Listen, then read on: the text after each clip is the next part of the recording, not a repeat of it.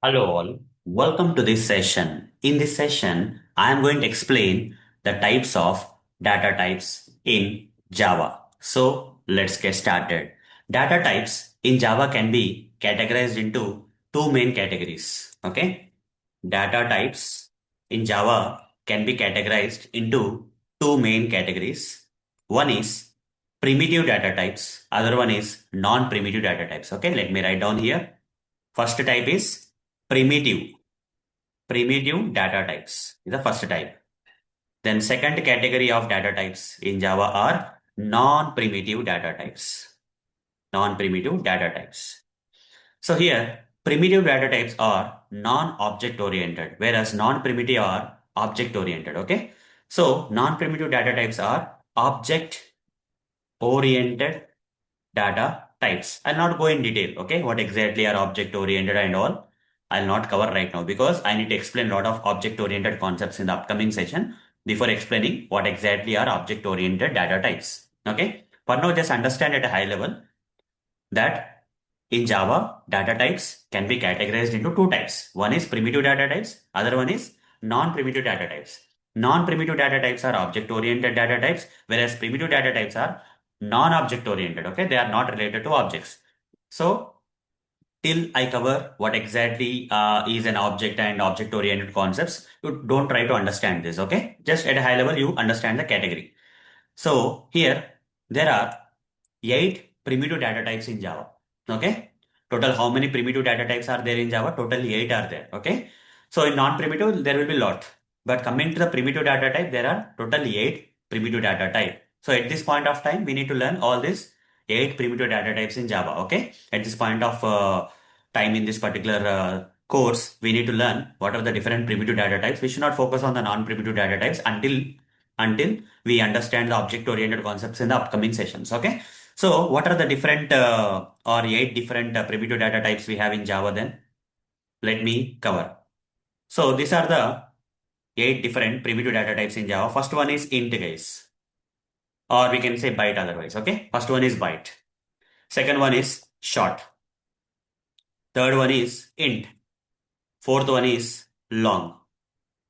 Okay. Fifth one is float. Sixth one is double. Seventh one is char. And the last one is boolean. Last one is boolean. I'll do one thing.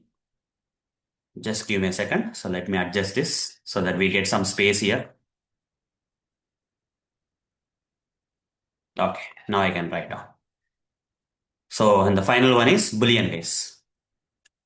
So these are the eight different primitive data types we have in Java. Okay.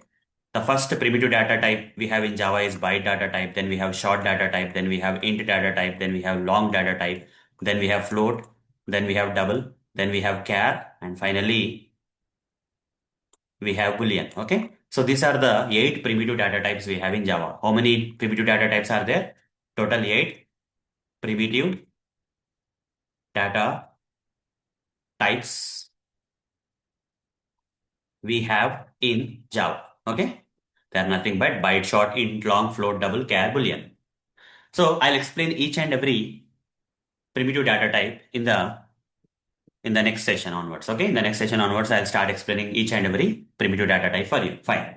Okay. So now going back, I explained what exactly are data types in the previous session, right? What exactly are data types? Based on the type of the data that we want to store into the variable, we have to declare the variable with appropriate data type. Okay. That actually explanation of the data type actually is for primitive data types. Okay. So based on the type of the data that you want to store into the variable, the variables in Java need to be declared with appropriate primitive data types. Okay, I'm just modifying that. Okay, in the previous session, whatever I explained about what exactly are data types is actually for the primitive data types. Okay, based on the type of the data that you want to store into the variable, the variables in Java need to be declared with appropriate data type. If you want to store a numerical, okay, if you want to store a numerical non-decimal data into a variable, you can declare that. Variable with either byte, short, int, long data types, long primitive data types. Okay. If you want to store decimal value into a variable, okay, that variable in Java can be declared either with float or double. Okay. If you want to store a single character, data into a variable, which I'll be covering in the upcoming sessions. Okay, you have to declare that variable with char data type. If you want to store true or false kind of data into variable, that variable need to be declared with boolean data type. Okay, so these are the 8 different primitive data types we have in Java. So in the next session, I'll start explaining about this first primitive data type, that is byte data type, with practical demonstration I'm going to cover in the next session. So that's all for this session. See you in the next session. Thank you. Bye bye.